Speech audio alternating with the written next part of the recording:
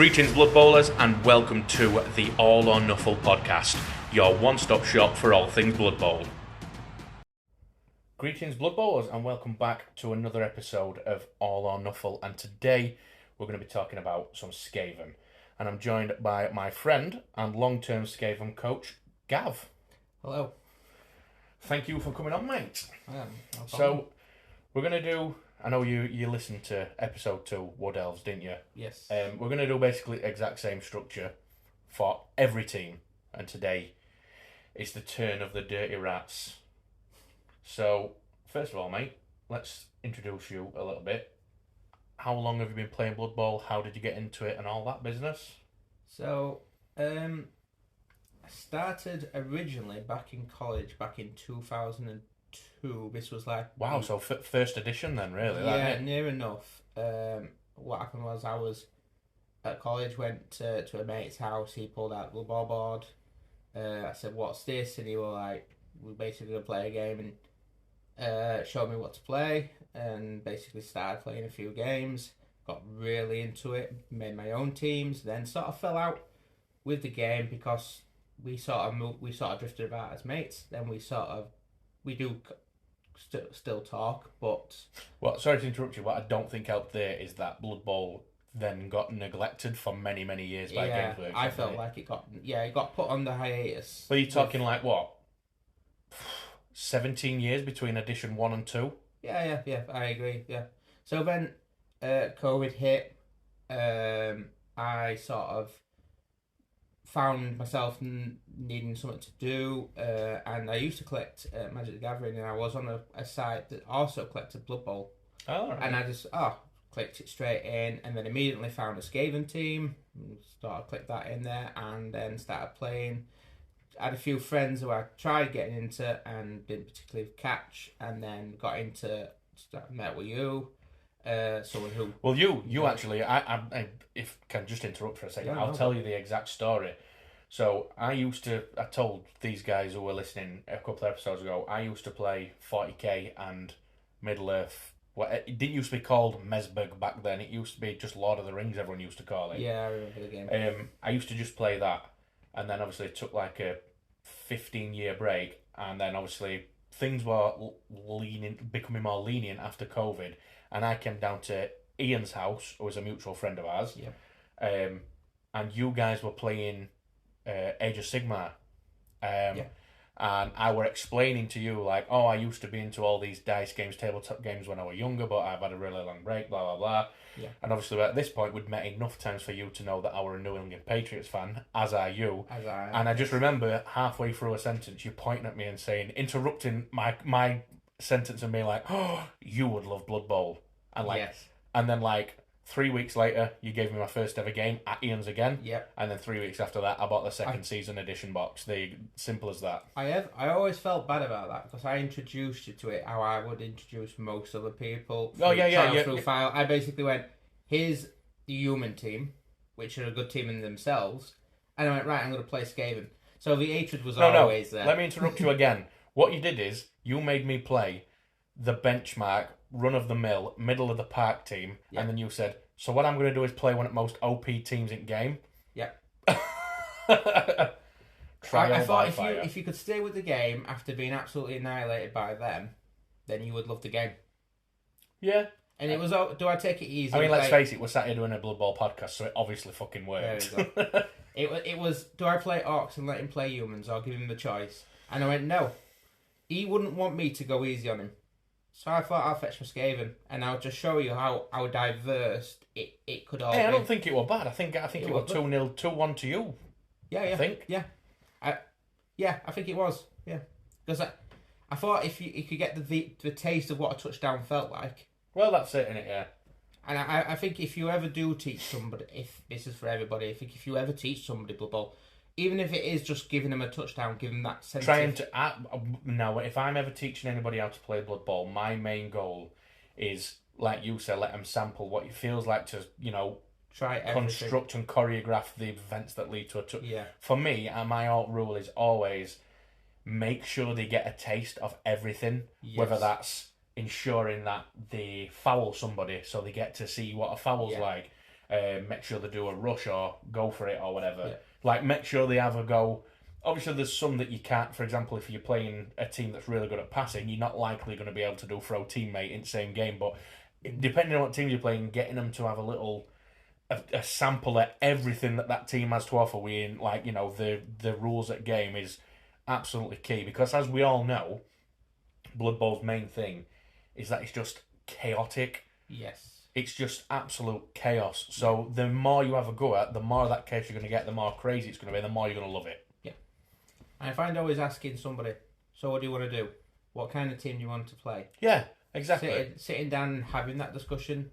It's like if I felt like I sort of got, when I did my trial one with you, I sort of felt like I gave you a bit of a disservice. It was like, this is what you're playing, but it had enough, Human Team has enough of everything for you to learn everything about the game straight off the bat. I agree. You've got a big giant former ogre. Yeah. You've got some blitzers who are going to be running around annihilating people. Yeah. And you've got not amazing, but moderately good throwers who are throwing to really capable catchers on Human Team. Yeah, and they're quick as well. Exactly. Yeah. So yeah, you kind of get to sample bash, you get to sample the dash. Yeah. Like, you know, you get the best of both worlds, really. Yeah, I agree with that. But yeah, anyway, what led you to choose Skaven? I know, like, you've just said the events that led to you picking Skaven. What were it, the models? I know that you've said you've played Skaven in other games, haven't you? Like, not just Blood Bowl. Yeah, I played them in AOS, but it really was before then. It was like the first game I played. It went, who do you want to play as? And he got out a bunch of players, and I was like, we'll keep it simple. And I played the Human Team. My friend, who he also tried teaching, and played the Orc Team. Yeah. And we thought, right, we'll keep that basic and simple. And I picked up this one model that he had, and I was like, what is this? And it was a gutter runner. And he went, oh, these are Skaven. I went, explain this to me. So it was the looks, it was the appearance. And then he went, when you buy your own team, I'll tell you more about them. So then I ended up living with the guy and a couple of other guys from college, and we went down to Games Workshop, never played 40k, and they went, right, pick out a 40k team. And I was like, what's this over here? And they went, that's fantasy. I said, well, I want more of that. And they went, oh, I said, well, I'll tell you what I really want, Blood Bowl. And they went, and at this point, it was a catalogue. And you've got to pick up the catalogue, flip through it. Oh, because they didn't have all the more niche stuff in stock. Yeah, it was just basically pick it, it'll be here within 2 weeks. And I was like, so instead of spending 50 quid back then on a box for 40k, I spent 40 quid on 2 Blood Bowl teams. And one of them was almost certainly going to be Skaven. Yeah, what other one? Dark Elves. Dark Elves. And my friend plays similar teams. He plays Skaven, he plays Dark Elves. And which was always, when we played each other, it was either who's playing Dark Elves, who's playing Skaven. Yeah. And genuinely, from that day on, I always and will always consider myself, though I have branched out into other teams, I consider myself a Skaven player. So, obviously you picked them based on what they look like, which is admirable, picking a team before you know what the I didn't know anything about them, what is, in hindsight, not in hindsight, but after learning more about them on the tabletop, and not even when you first learnt about them on tabletop and the rules, right now, as Gavv, who's played close to how many games do you think you've played as Skaven? Or even against Skaven? I very rarely played against Skaven. I think I may have played 5 games against Skaven. I played overall probably 30 to 40 games with Skaven. So, as Gavv, with that knowledge, what is it about them rules-wise, meta-wise, or not even meta, but what is it about them as a team and their rules and the way that you have to play them that is sort of like finely tuned with the way that you want to play? So, I find that though they are very expendable, there are certain pieces to this sort of Skaven puzzle that no matter how busted or broken the game is, there is always a chance of winning. And that's from the first turn to the last turn. Yeah. And I mean, that's the case with a lot of the teams that are on the squishier side, who are more susceptible to becoming hurt. Yeah. You tend to get, like, because you're quite easily killed, you're usually quite fast, which means that even with very limited numbers on pitch, you can still find a way. From the depths of despair and in being in the jaws of defeat, because of your crazy movement and agility, you can somehow fathom a way. That's Yeah. that's a little bit of what I like with Wood Elves. Yes, exactly. With Wood Elves, what I like is I'm gonna retell a story from a tournament that I won last year, back in October. The guy pushed me right back to my end zone, and he got the ball. I ran around with a war dancer, blitzed, and then knocked him over. Dropped the ball. I moved on to the ball, picked it up, passed it on to a second war dancer who moved up just shy of the halfway line, handed it off to a passer who moved up, quick passed it to a catcher, run and scored. It literally went from my end zone, nearly the opponent scoring, to me scoring in a matter of 4 dice rolls. And it's just moments like that, like, the team's stronger than me, they've pushed me all the way back, I've got people KO'd and people injured, but look what I've just managed to pull off. That's what I enjoy as well. So we're very similar in that regard. I had a similar scenario with the Chaos team where I was pushed all the way back. Yeah.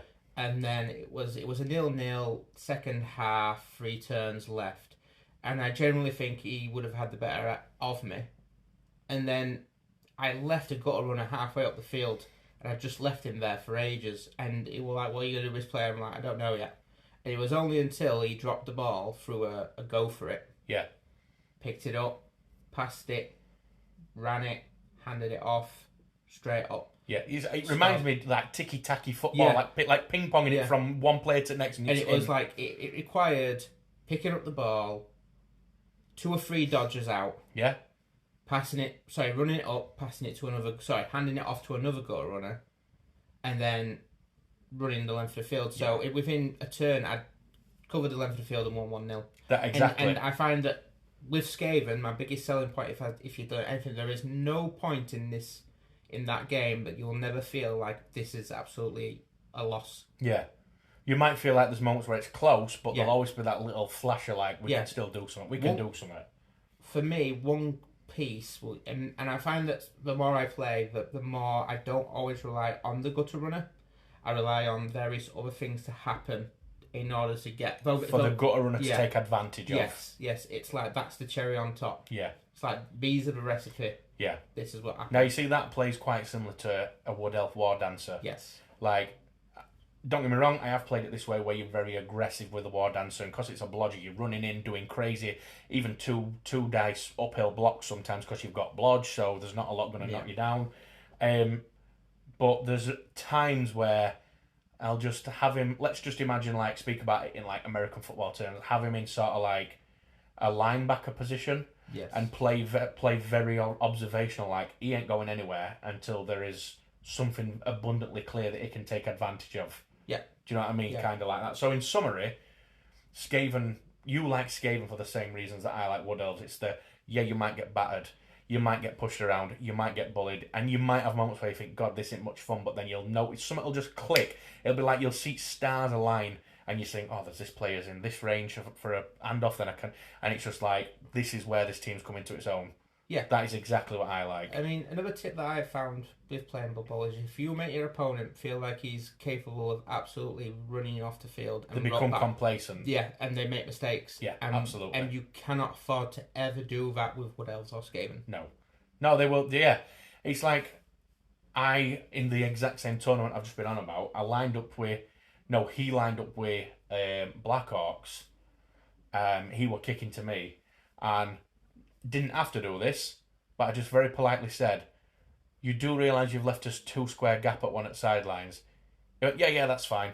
I went, I'm playing Wood Elves. Like, I'm going to set somebody straight up on that gap and get 8 squares into your backfield and probably stand a better chance of being net ball than your team. And, you know, I just ended it with me pointing out, I let him change it. Just a little bit of etiquette, but it's just, it really does, you've got to be so careful when setting up against fast teams. So careful, because the slightest weakness, it will be exposed 1,000%. I imagine it's, though there's fast teams that will beat you with an hammer, fast teams will beat you with a scalpel. Yeah. Absolutely. And then, think a leap on a War Dancer, he can just literally cut straight through you, any line you make. Anyway, this is not a Wood Elf episode. This is a Skaven episode. So now we've had a little bit of a talk of the type of team that Skaven is, why you like them, what you... Actually, is there anything that you don't like about Skaven before we move on to going through different positions and discussing the stats? No. I don't think there's anything particularly I don't... I think the only thing I find is I find it more amusing than hatred, is the hatred for Skaven. I think it's just haters have got to hate. That's it. Haters cuss the ain't us. Yeah. Haters cuss the ain't us. Right, so we're going to go... You've got your rulebook open there, haven't you, mate? So we can both see the same stuff. Have you got it in the same order as me? Lineman, thrower, runner, blitzer, ogre? Yes. Yep, so we'll just work top front list. So we'll start with the bread and butter of every single team in all of Blood Bowl, the lineman. So you can take 0 to 16, which does mean, yes, you could fill your entire team and your entire bench with linemen. I don't know any maniac that's ever done it. Nope. But it is possible if that's what you're into. The cost... Am I right in thinking that this is 50 grand the cheapest you can get linemen for in game? There's nobody at 45. I mean, I'm assuming some of the stunty stuff. There is. There's the skeleton and the zombies at 40k. Correct, there is. Yeah, absolutely. So I would say Skaven lineman middle at park for pricing. Yeah, and I think kind of where you need to be. I think you're paying for that movement 7, really, aren't you? Yeah, you're paying for the movement 7. I think also the I would dare say the agility, and maybe even because the pass is 4+, which is 50-50. Not terrible on alignment Not at terrible. all. No. So we've got strength 3, movement 7, sorry, obviously, which is really fast, but that's what you expect from Skaven. Strength 3, bog standard benchmark for linemen across game. Yeah. So you're not really paying for anything there. Edge 3+, slightly above 50% chance. No, that's not bad. Not good for picking ball up. Middle of the pack, isn't it? Yeah. Like you said, I didn't actually realise passing 4+ on alignment is not terrible at all. No, not by any stretch. Not terrible at all. And if they're picking up the ball on a 3+, if you have a reroll, and believe me, with Skaven in the lineups I'm going to show you, there you'll see the reasons why I highlighted passing a 4+, because rerolls would be important for stuff like that. Yeah. And yet again, this is you feel like all hope is lost. Well, that's not so bad. Yeah. So here is, as you would expect for this type of team, armour 8+. Yeah, that's about where I'm at. I mean, you're playing a fast team. It's movement 7. You've only paid 50k for it. You would be very surprised to find anything higher than 8+ for its armour. To be honest, I think if you dropped it down to 7+ and still had it at 50k, I wouldn't grumble at that. Really? Yeah, absolutely. I wouldn't. Now you see, for me, the difference between 8+ armour and 7+ armour is astronomical. No, I still think you'd be alright. For me, if you took a player that wore 9 armour and dropped him down to 8, I'd be like, but 8 to 7 for me is like a. No, I think as a Skaven player, you won't be bothered by that. Well, yes, yeah. I suppose it's what you're more used to playing, because obviously my second most amount of games I've played is with Necromantic Horror. Mm-hmm. You've got some armour 9 and 10 on there. Do you know what I mean? So I'm used to a little bit of no skills on the lineman, which. With a lot of the older teams is quite common. I don't only think it's with like newer teams like Imperial Nobility, Amazon, and I think Norse that. As well. Yeah, I think they've. It's kind of like an old school thing where they had no skills. Yeah. Also going back to like the zombies and skeletons, I mean they have regenerated fixed skull, but that's kind of into the aesthetic of the game of the theme of the art. Yeah, obviously Undead are an older team, and the only reason they've been given skills is because it's within theme of the race, and obviously the Sylvanian spotlight and that. Yeah. So your Skaven lineman primary access general. Yeah, that's about it. Yeah, I don't know if I would have maybe preferred agility in there. Maybe GA. Yeah. However, I think it's more your secondaries. Yeah, the reason why let's the face linemen it. are so good. Just a quick one, actually. I know there's kind of like 2 schools of Skaven coaches, although I'm sure there's more, but in this scenario, I'm imagining 2. One is people who go heavy on normal skills, and then the other is people who go really heavy on mutations. Do you favour one or the other, or do you have a bit of a mixed bag, or...? So, because I do play Denizens as well. Because really quick, so primary is G, secondary is agility, mutation, strength. That's why I brought up mutation. If I rolled for a secondary, I'd be almost certainly not taking agility. I'd be taking mutation. Yeah? Yeah. And the reason why is because I think the mutations would... There's enough in the mutations to be just as good as the agility or the general. Yeah, no, I agree. I tend to find what mutation is, although not all of them, but a lot of them, I generally tend to think of the ones that are... They also get strength as a secondary as well. Yeah, which is surprising, like... And I don't think there's anything you'd take for that. No, not when you've got access to mutation, because this is what I'm about to tell you. I think that a lot of mutations... I think the best mutations are not the ones that make your team better. I think the ones that make things harder for your opponent. Yeah. Your prehensile tail, Yeah. 2 heads and all that business, I think. Is that... Yeah, because they can't... That's the one. Yeah, I might have got that wrong. I'm not very well schooled on mutations. I've only ever played one at Chaos teams. So, 2 heads is something like... It's harder to knock them... It's harder to... I don't think you get the... They can't... what's the skill? Here we go. I've got it. I've quickly googled it. Oh, good. Having 2 heads enables this player to watch where he's going and the opponent, trying to make sure he does not get there at the same time. Add 1 to all dodge rolls. Yes, yeah. Which is just brilliant. Yeah. Yeah, so secondary agility, mutation, strength. I would tend to agree with you. I would definitely favour mutation over either of them. Yeah. Maybe get dodge using agility, but other than dodge... I would say if you're deep into a league and your first clan rat, say you get 2 clan rats that get a second skill, so you get a general skill, take tackle. Yeah. Because that, as we go further along the list, you'll see the reasons why tackle becomes a bit more important for a Skaven team. Yeah. Absolutely. So, we've covered lineman. Let's move on to the thrower.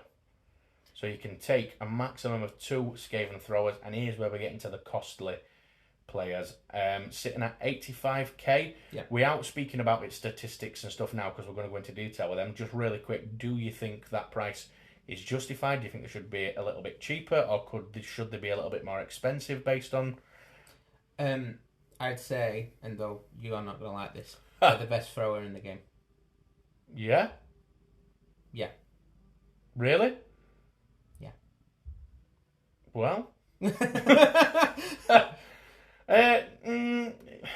You can... My thrower costs 5k more, but I've got 1 better agility. It's agility 2+. Yeah. So... But as you go along, you'll see there's a secondary of mutation. Yeah. So 85k, same movement as lineman at movement 7, strength 3, agility 3+. Mm-hmm. Here's the kicker, passing 2+, which is as good as you say, as a wood elf passer. Still sitting at that 8+ armor though. But as you say, the skills are what matters. We've got a pass skill, obviously meaning we get a free reroll if we fail a pass attempt. Do they have sure hands? They do have sure hands. Right. So yeah, I'd say they're just the same. Yeah? Yeah. Oh no, does wood elf passer have sure hands? Yes. No. So yeah, I'd say we're better. Yeah. The reason why, and I'm sure your listeners will understand, how frustrating is it for you to not pick up the ball? Yeah, to have absolutely everything you need to be able to complete a pass but can't get the ball. Yeah. Skaven don't have that problem. But do you not think that Skaven pass has been given sure hands because it's got 1 point less in agility than a wood elf? Yeah. But I imagine a Skaven player picking up the ball and in the same turn passing it, and then he's in the backfield for the rest of the drive. Yeah, true, yeah. Passing sure hands, and then primary, as you can expect with it being a passer, we've got general and passing. Mm-hmm. If you're taking a skill from either of those schools, general or passing, what's the first one you're taking on this guy? Accuracy, yeah. Or cannoneer? No, accuracy. Yeah. If you can't get the dinking and dunking right. Yeah. And I imagine, and with Skaven you are dinking and dunking because you will always have people around you to try and bash you. So it is. Well, I think whilst the wood elves excel on the long pass, we're them like I think you said we're more of the short dinking and dunking and then the running. Yeah, the ticky tacky. Yeah. Like scuttering up the field, literally. Yeah. Imagine like a screen pass or Yeah. Or like a little flea flicker. Yeah, we would absolutely be flea flicker. There's probably people who like Blood Bowl listeners to this who have no interest in American football who don't know how satisfying it is to see a flea flicker pass in the NFL get pulled off. And those who do have just cheered. Oh god, Absolutely. It's so tasty. I mean the Julian Edelman one. Yeah. Or even Chris Hogan when he played for us, he pulled off a couple of good. I remember him once throwing one to Danny Amendola. That one is just amazing. Beautiful. Yeah. Anyway, that's real life sports ball, not fantasy sports ball. So we've got general passing for primary. Secondary is the exact same as lineman. AMS, so agility, mutation, strength. I think it's probably the same here that you're going to choose some of those mutations that improve passing.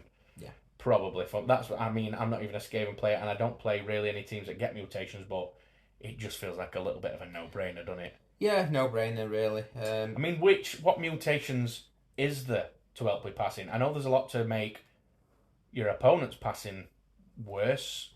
Wow, I've just literally flicked straight to the mutation page. So, I think extra arms. Yeah, is that a +1 to passing? Oh, for picking up and catching the ball, it's a 1+ modifier. So they'd be picking up on a 2. 2+. Yeah. With sure hands. Yeah. Which obviously just it sort of levels the playing field. Yeah. Yeah. And also, why not go for something like disturbing presence, a foul appearance, just to stop your players from stop your opponents? Because as soon as you get that first pass off, like I said, he's in the backfield, getting more involved. Yeah, once the ball's behind your opponent, he's doing fuck all, isn't he? Yeah, he's just in the background. He's just... Yeah, you might as well equip him to be able to disrupt the line of scrimmage. Tail, like you said. Big head. I tell you, another one would be... Disturbing presence is actually a really good idea. Yeah. Because if he's going to be in the backfield, if they, for whatever reason, manage to reverse it and come back up, like, what is it? How many squares is it? Within 3 or 4 squares, you can't attempt... You're a -1 to attempt to pass. Yeah. That's not a bad idea at all. Here's one for your horns. Gives a +1 to strength when blitzing. Now imagine if by some miracle they've taken the ball off the gut run and halfway down making and they push into your backfield. You've got and somebody. He's still there. He can blitz by himself on a 4. Yeah. So he'll be getting those 2 dice. Yeah. Yeah. No. Horns is probably the most standout, especially if, like you say, if the idea is to keep him in the backfield after his passed off, and if they do come back, and like you say, the horns, that's a good idea. Just check out the very long legs ability, because that additionally, this player may improve. Give a 2+ modifier to interfere with a pass. Now imagine if really? Yeah. Wow. And they also ignore the Cloudbuster skill. Oh, nobody has that bar in High Elves, do they? No. Which, again, these are things they're insequential compared, because I think 9 times out of 10 you're taking a pass skill. Yeah, definitely. And if it's a mutation, you'd be taking something like that. And that is, I think when you putting on a mutation onto a thrower or any other, it's usually right. This is something to, like you said, to disrupt the opponent, not to make your life any better. Yeah, because I find they've got enough in their bag already to make them win. Yeah, definitely. So, shall we move on to the star of the show? Yeah. Everything that you need. So, you can take a maximum of 4 of these guys, and we are obviously talking about the Gutter Runner, sitting at 85k.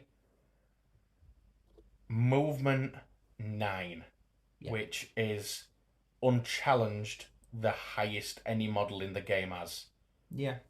So, these guys with sprint can move 9 squares, then rush for 3, effectively being able to move 12 squares, which for anybody listening, from the line of scrimmage, would move them in 1 turn, 1 square away from scoring.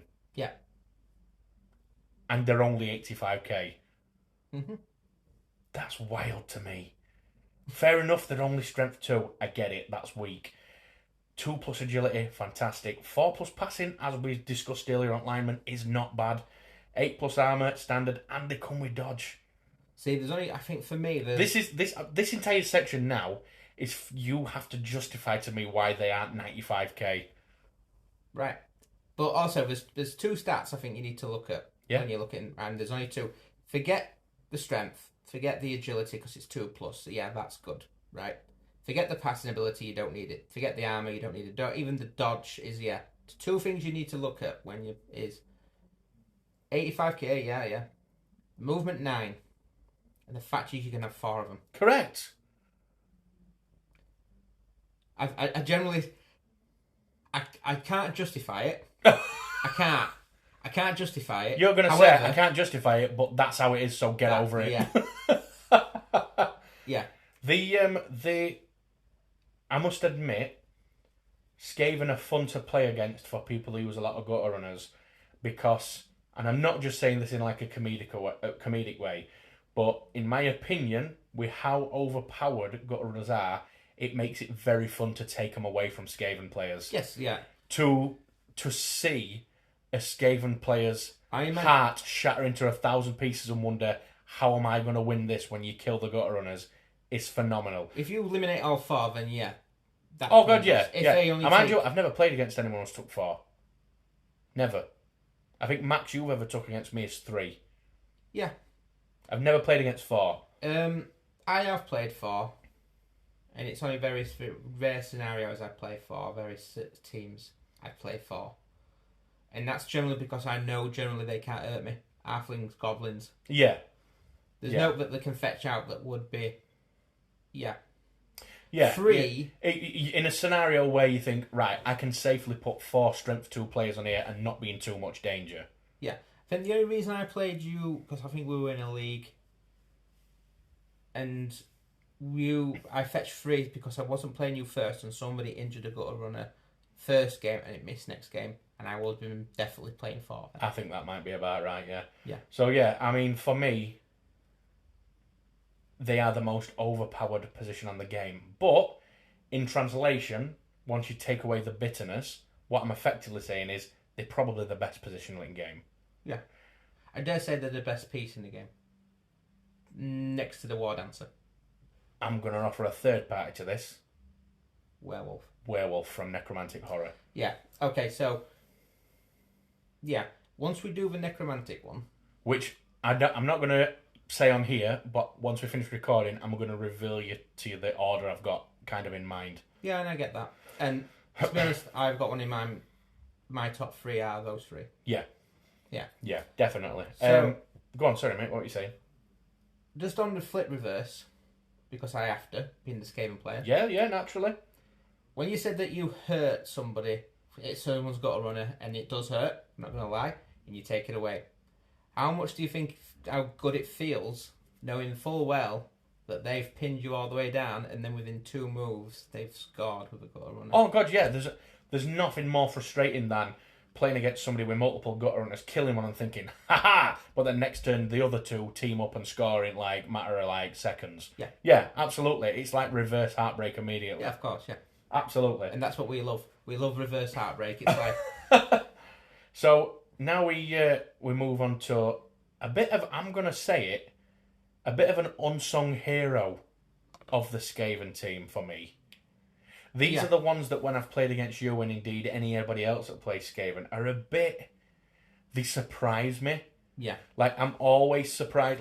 No matter how many times I play you, I'll knock down one of your Skaven blitzers and I'll go, 8 armor, yeah? And you'll go, nope, 9. And it's like, oh god, yeah, shit. Yeah. I'm not going to lie, they've dug me out of a fair few holes. These are your screen blockers. Yeah, definitely. In every sense of the word, it's like that one player that might stop you from scoring a touchdown with your gutter runner. Yeah. You run up a lineman next to it, and then you blitz in with your blitzer. Yeah, absolutely. So you can take 2 of them, which is surprising. I thought you might have been able to act. I thought that you would have been able to take the same amount of them as you can gutter runner, and it would force you to choose a little bit more. Do you know, we being similarly priced. There's the dream. So you can take a maximum of 2 Skaven Blitzers. They're going to set you back more than the Movement 9 Gutter Runner by 5k, 90k.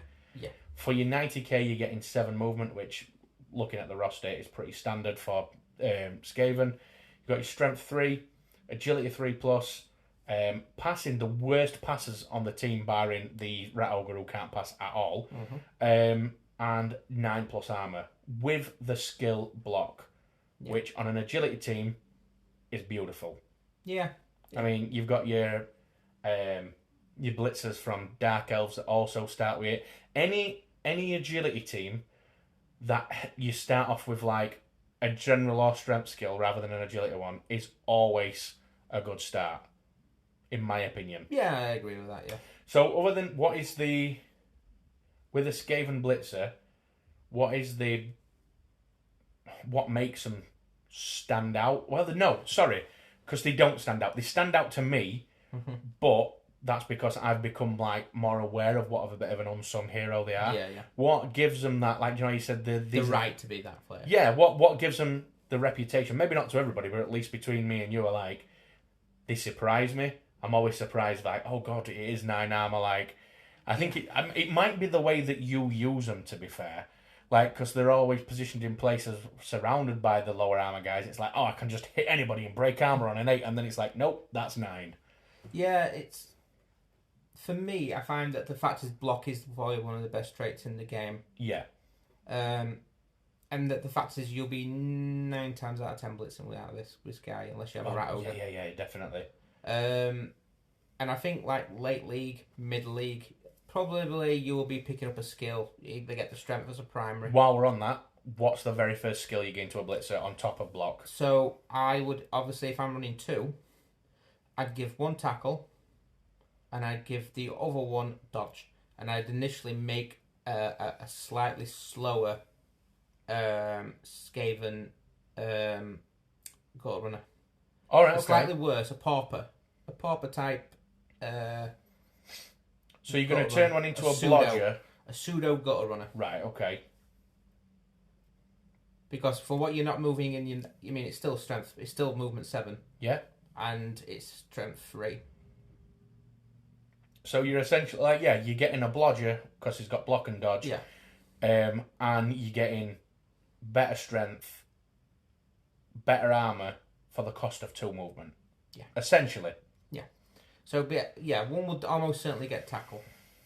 Just to go, because I would think if I was going down the outside, the people would put, the person I'm facing would put someone with dodge on the outside as well. Yeah. And that tackle would nullify that. Yeah, absolutely.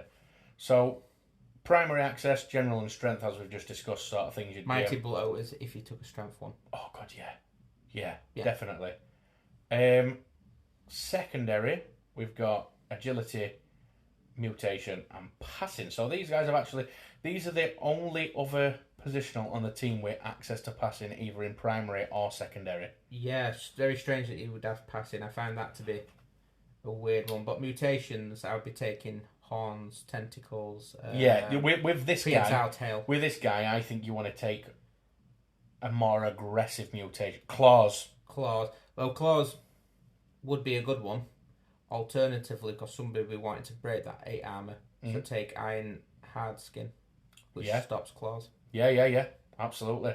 Yeah, especially if imagine if it's late league, you've already given dodge, you've got your blodger, sticking a mutation on top of that just to make him a bit more deadly when he's attacking himself would be absolutely phenomenal. So I think with horns, if I took a mutation, I'd be almost certainly giving him horns. Yeah.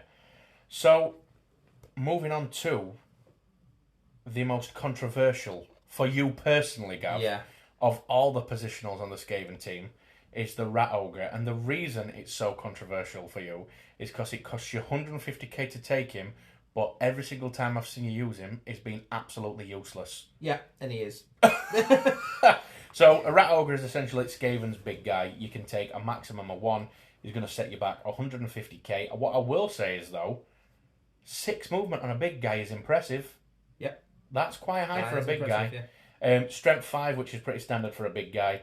Agility 4+ is actually pretty good for a big guy as well. Yeah. No passing ability, nil pois, cannot attempt to pass. Any attempt to pass with him automatically fails no matter what you roll. I must admit the armour is surprising. Yeah. Of 9+. I for some reason in my head I expect 10+ minimum on a big guy. Big guy, yeah. But I mean 150k, that's the same as the Chaos Minotaur. Yeah. And Chaos Minotaur's like, that's armour 10. Yeah. It's got less movement, I think that is only 5.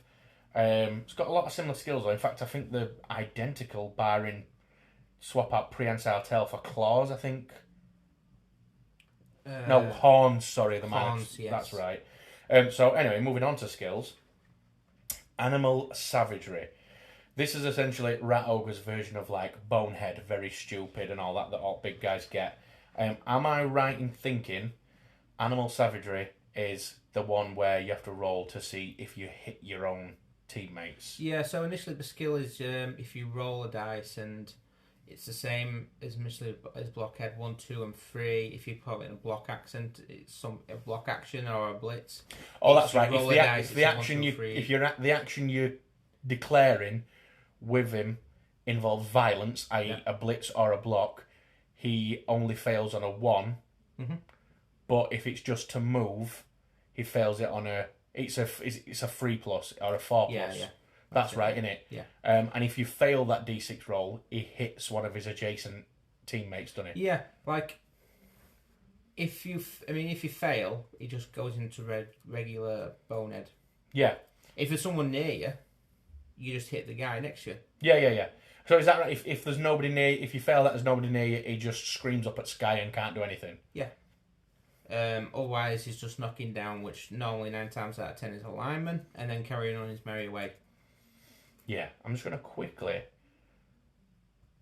have a quick look at that because that's a skill I'm not very familiar with. To be honest, I think it takes a lot to sort of understand what it is, but once you read it and sort of get it down, I think it's regardless of whatever you're doing, you have to roll a 3+ or you're hitting somebody.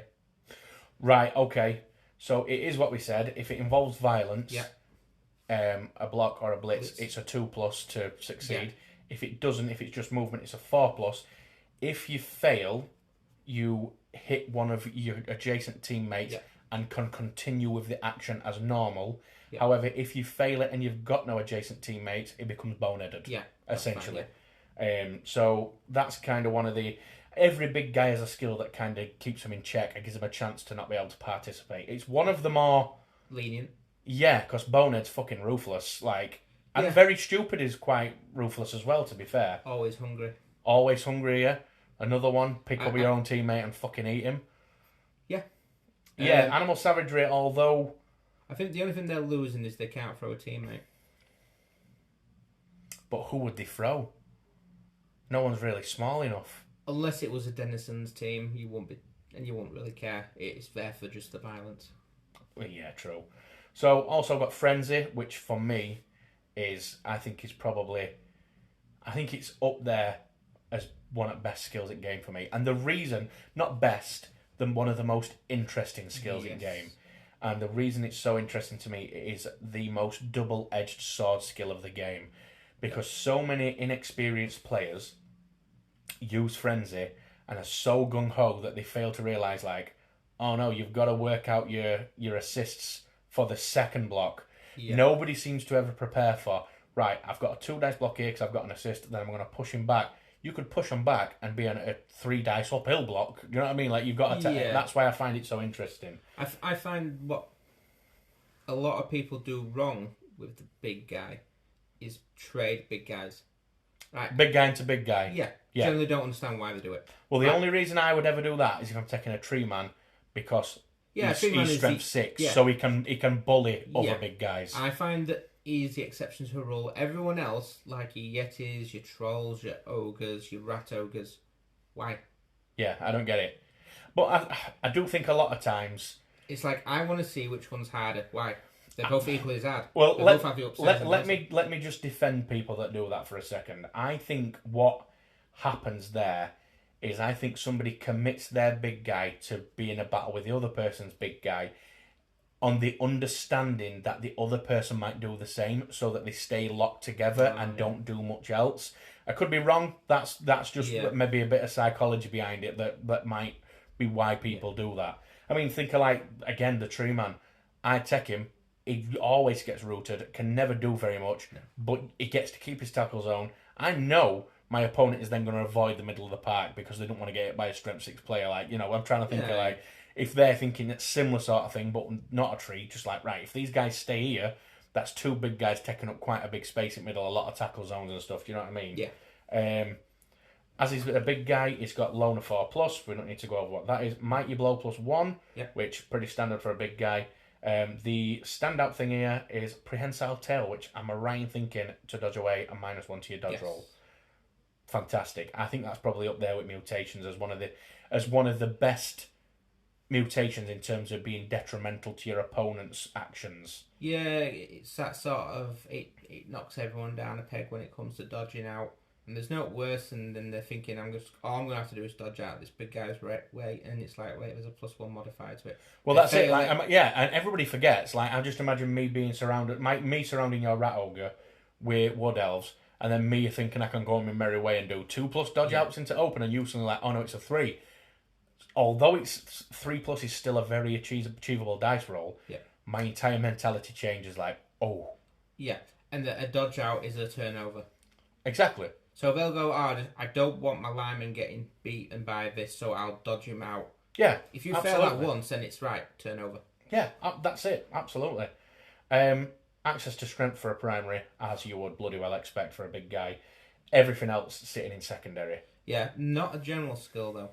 So you won't be able to take block. You won't be able to take dodge. And why would you? You won't be able to take tackle.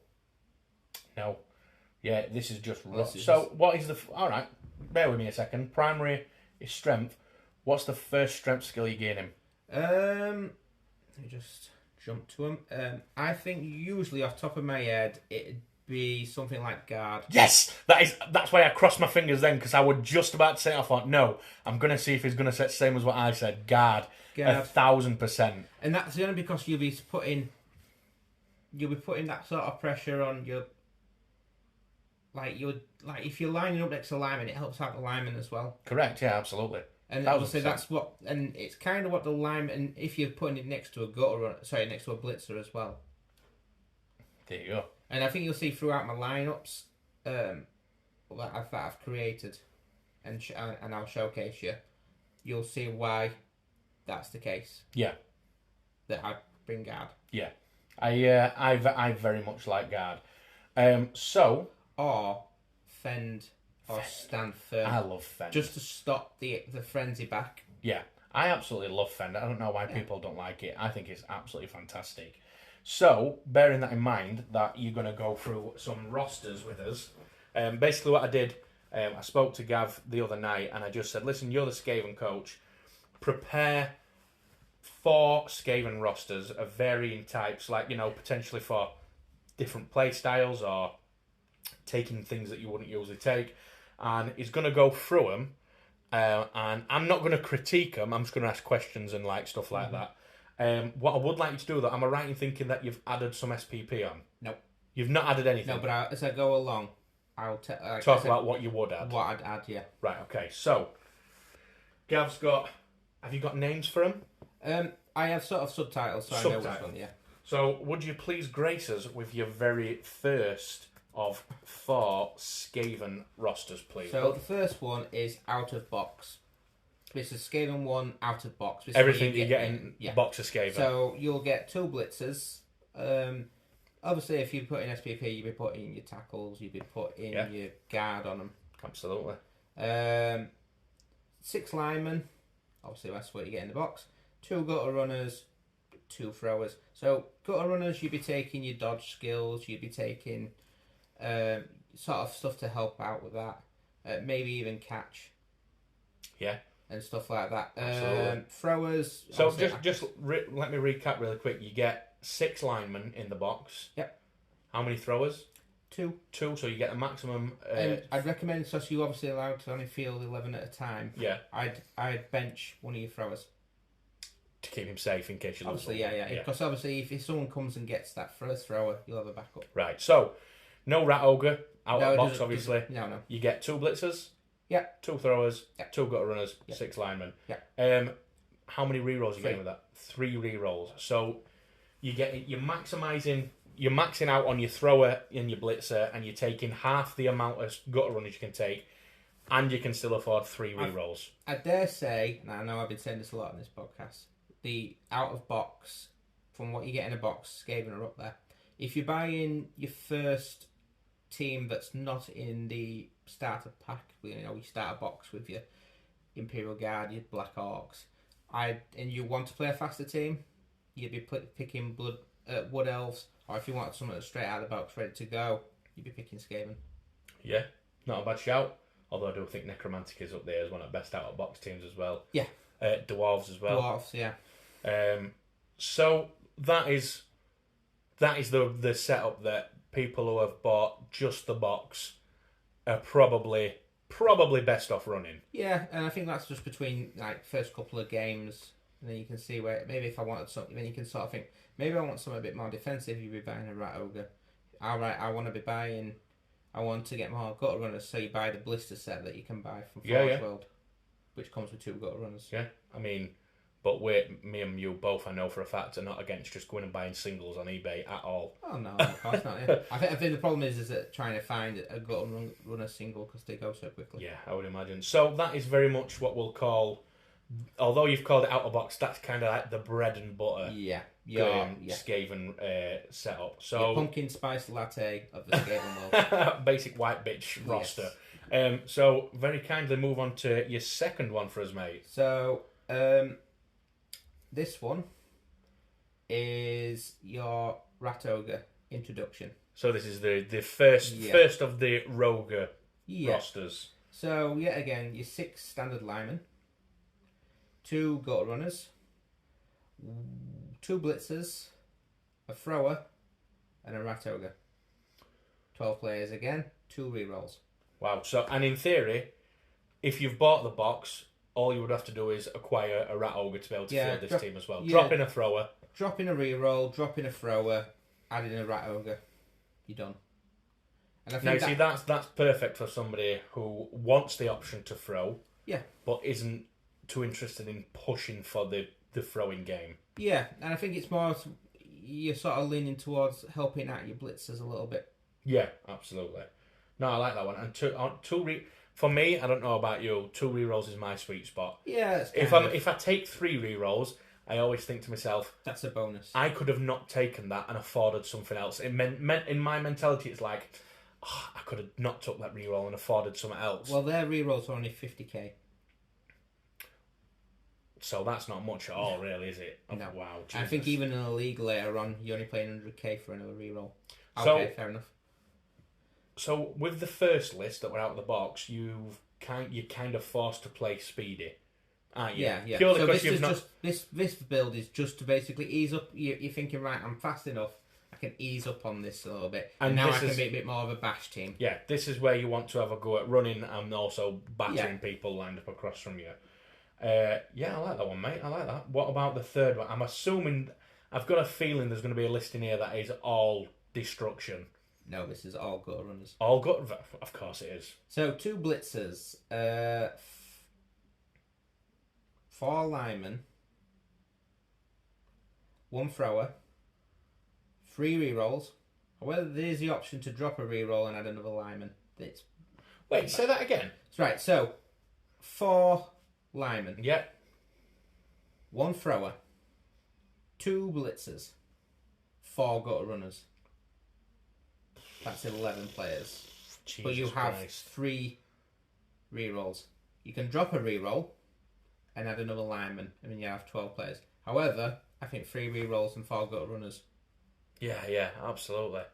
And this is your, I want speed and I want nothing but speed. Yeah, that's it. I am happy to get annihilated at the expense of speed. Yeah, and it's basically, I'm going to pick a gutter runner to superstar this game and basically use the other 3 as bait. i.e. Julian Rattleman. Yes. Is he here with us today?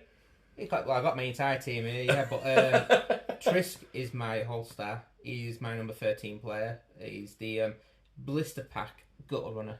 I'm going to say, is he in a unique pose, isn't he? Yeah. Very nice. So this one is, I must admit, although this one has got massive scoring potential, if early game dice don't go your way, it's got squishy. Massive potential for you to have a lot of dead rats. Yeah, it's squishy. Like the one thrower, and that's probably the first thing I'd be getting with the star player points and all the touchdowns you'd be scoring. Or you'd be just basically churning out new gutter runners. Yeah, constantly replenishing them with winning money.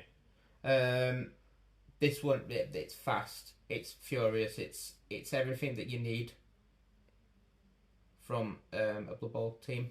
Yeah. Oh, dear me. So go on then, give us the fourth and final one then. So I did tell you earlier, we talked about this in midweek. I said fourth one it's pretty dirty. Yeah. It's something you didn't. It's basically where you can have your cake and you can eat it too. All right, okay. So it's 6 linemen. Yeah. 1 blitzer. Right. 1 thrower. 3 gutter runners, and a rat ogre. Jesus. 2 rerolls. Oh my god, that is literally like a little bit of everything in it. You can have a go at playing Skaven every way that they can possibly have a go, essentially. So initially, my setup on the line would be 1 on either side and a gutter right down the centre. Yeah. So I'd be passing to the one in the centre with the thrower.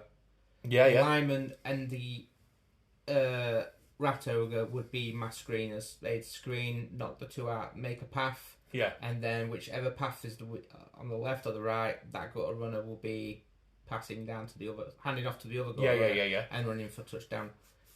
And then obviously you've also got Carnage at middle at field with your rat ogre. Yeah, this is absolute nightmare fuel for people who do not like playing against Skaven. Even in the 2 or the 4 gutter runners. So either the 2 gutter runners and the rat ogre formation, they don't like that, and they don't like the 4 gutter runners. 4 gutter runners, no rat ogre build. They don't like that. This is absolute nightmare fuel. This is probably what I would face this is what I would take in a standard league. Yeah, I mean that's an absolutely crazy list. And to be honest with you, mate, every single list you've said has got like a flavour to it. Yeah. And I think you've done a really good job there. Like, despite Skaven being a very fast team and that kind of being their identity, you've kind of showcased there that, like, yeah, they are fast, but that's not the only thing you can do with them. Like, the only thing you are dropping a blitzer, like you said, is your unsung hero. But I find that taking that aside, you've got a rat ogre, you've got 3 gutter runners, and there's no more better piece of advice than for Skaven is your star player is your gutter runner. You're scoring with your gutter runner. Everything else is irrelevant. Yeah.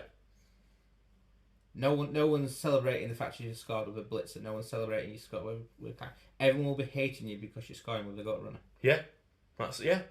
And you've perfectly encapsulated, really, mate, everything we've just spoke about. So, to finish up the episode, I'm going to ask you, in 1 sentence, what would you tell somebody who thinks they want to play Skaven but are yet to make the jump into buying team?